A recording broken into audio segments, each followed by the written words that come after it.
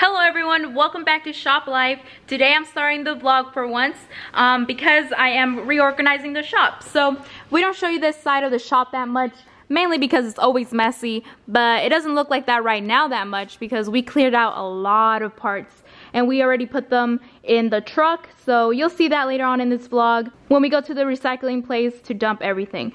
But pretty much I'm reorganizing everything so we know where everything is. But yeah, this is how the shop is looking right now. We have bins everywhere because I'm trying to organize everything so that we know where everything's at. Here we have like a bunch of wires. Here we have maps, ignition coils, everything. So if you guys didn't know, we used to part out mainly E46s, so that's why we have a lot of these parts here, but we just had to get rid of some that weren't selling. So yeah, that's pretty much why I'm doing all this. The shop just looking like a big mess, so we really had to get rid of some stuff. So I came outside to show you how the truck is full with parts, just scrap. It's full to the top. And inside we also have some plastic pieces, like all the interior pieces of for the E46s. It's locked, but yeah, it's so sad that we're getting rid of it. And he was upset to get rid of a lot of stuff, right? We have spent a lot of time packing all that in the box truck. I mean, we've sold a lot of stuff, but there's still a lot of things that we had taken apart. The last few months that we were at the old shop, we were just busting our ass trying to get everything that I wanted taken off, and then we moved everything here, and then now it's just going to the dump.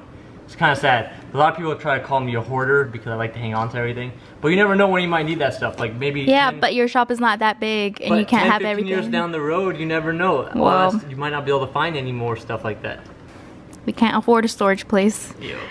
The storage places out here are ridiculous. Like pretty much what you would pay for like an apartment almost. That's how much you pay per month for a storage unit. Yeah, it's expensive. But yeah, right now he's working on the wiring for my car. The LS is right at home right now, so that's good. But yeah, it's already running. He's just fixing up the wiring so it doesn't look like a huge mess. But yeah, as you can see, he took all this apart.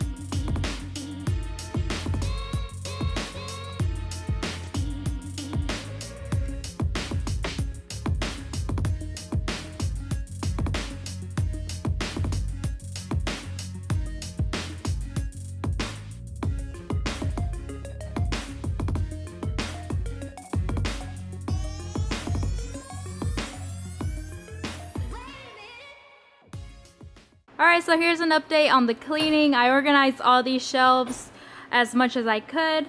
All that stuff is gonna go on the shelves back there. But yeah, it's looking good. I even organized this shelf with all the oils, all the detailing things, and just like the polishers and all that up there. And then I moved the toolbox to this side instead of having it in front of the shelves there. But yeah, it's looking good. I'm gonna take a break now. He already took a break from wiring my car. Right now he's working on this car here. You want to tell him what you're doing? We are pulling off this SMG transmission. It's got a bunch of issues as far as the shift sensor, the shift angle sensor, and then now the car won't go into neutral at all, no matter what you do. Won't go into neutral. Just a bunch of issues. We're just gonna pull the whole transmission off, double check everything with the transmission out of the car, replace those 2 sensors, and then we'll go from there.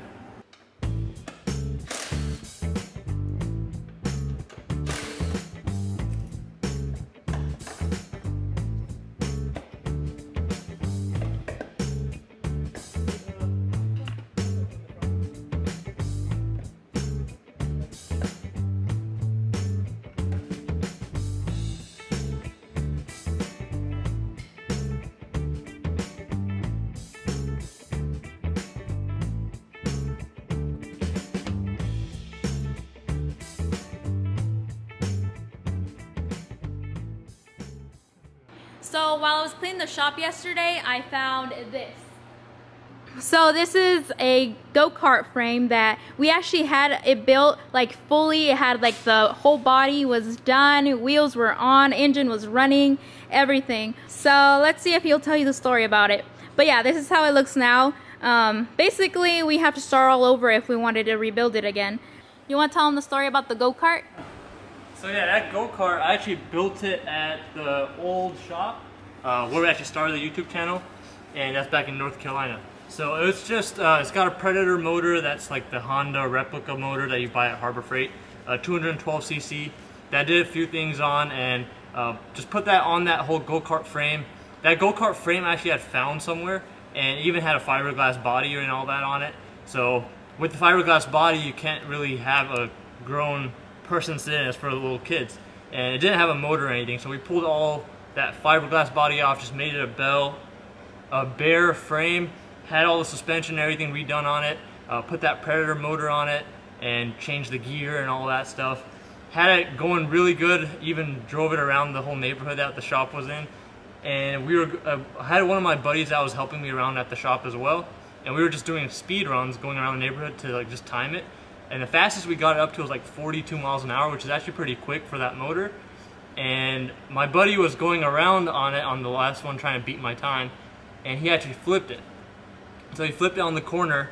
He didn't even have a helmet on, so luckily he didn't get hurt, but the go-kart, the whole front side of it, all the wheel and everything was bent off, and even broke off the exhaust off of the motor and all that. And after that we just parked it, and really, before we had any time to do anything to it, we actually moved out here.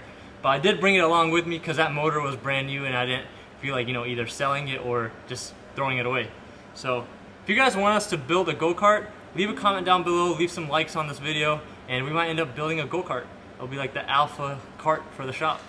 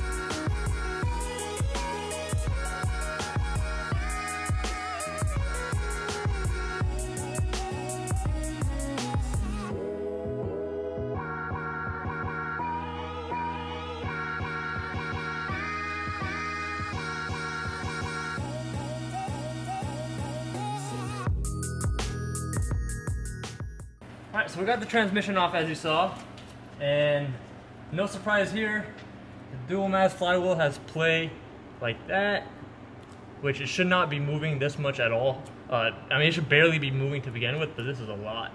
And then it has a lot of play this way as well. And as soon as I pulled this off, the transmission went into neutral. So I'm pretty sure this is messed up, as is the slave actuator, or the clutch actuator, whatever you call it. Since this is an E60 530i with the SMG, This SMG is more like SSG, and this is the same one that's on the E46 as well, the non-Ms. So they're all very similar. That actuator, which is known as the slave cylinder on like normal manual cars, is like $1,300 brand new. You can't really rebuild it. They do have rebuild kits for that wood. You can make it fit, but it's not made for the hydraulic fluid and the pressure. So we're gonna see what we can do with that, and definitely gonna replace the clutch, the flywheel, the rear main seal, as you saw how much oil poured out as soon as we pull the transmission off. So take care of all that, and then we'll replace the 2 sensors on the top. Just rebuild as much of those solenoids, put all new O-rings and all that, so there's no hydraulic fluid leaking afterwards either. But for now, I think this is where we're gonna stop. All right, so let's look inside the transmission. I already pulled off this release bearing. That's also shot. And this car only has 100,000 miles. It's a one-owner car. It's never really beat on or anything like that. So this is kind of unusual for this mileage. Oh, and the pivot pin is completely broken. So this is very common. BMW makes these out of plastic. They do have a metal or brass, I believe, option available. I think it's off of the older 850i's. I think that one might be even stainless steel, matter of fact. And those you can find at the dealer, or you can buy the brass or copper version online anywhere. I think ECS Tuning has their own version that you can get. So, and it's only like 20-30 bucks, so that's a well worth upgrade. Only thing with that is it does not wear as well.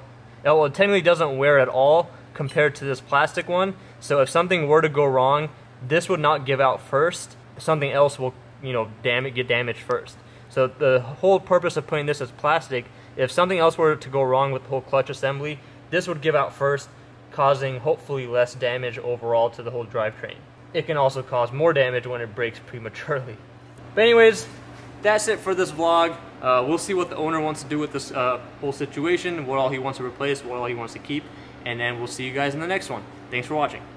No beamer when I pull in the sun. Change on me just like Polo the Don. Don't be fronting, girl, you know I'm the one. Number 2 is not an option, and they know they can't stop me.